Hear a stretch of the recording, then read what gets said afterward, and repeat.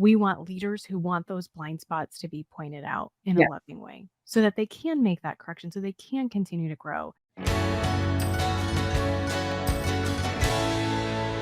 When you think about your little guy in 10 years from now, what is one word of caution you would want to give to him as a red flag to watch out for of, babe, I don't want you to wind up in something similar to this. Here's the main thing that I want you to pay attention to.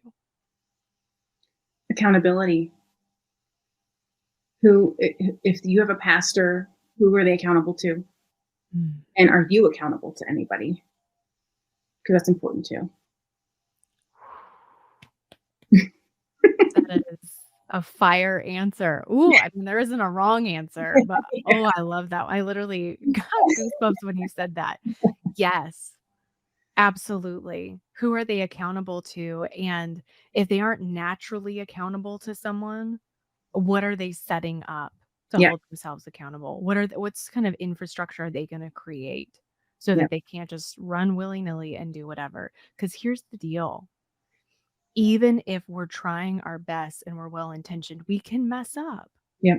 And there's grace for that. It's okay. But we want people who are going to point out those blind spots. And we want leaders who want those blind spots to be pointed out in Yeah. a loving way so that they can make that correction, so they can continue to grow and be sanctified, become more like Christ. We want people who want that. Those are the people we want to be under the authority of. Yeah. I mean, being a leader means being humble, being meek. I mean, you can't just put yourself up in this position and have everyone bow down to you. Like, that is really dangerous. And if you don't, like you said, have a setup to where you're held accountable, that's exactly what will happen, because it is human nature to want to worship something tangible, whether it be human, a golden calf, a picture, whatever it is.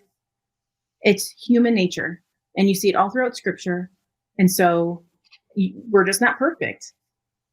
And when you can admit that and say, okay, for instance, I just became the library to my son's school. And I said, well, who's in charge of like filtering through the books on, what's being checked in and checked out? And she was like, well, you are. I was like, so I get to pick the books and then I get to put them on the shelf. And she's like, yeah. And I was like, okay, well, I'm going to set it up to where someone reads the books along with me. So I'm not the only one who says this is okay. So I don't want to not only just be the only one, responsible for it. I want someone to say, hey, yeah, that's a cool book. Or if I miss something, be like, oh, did you see that in that book?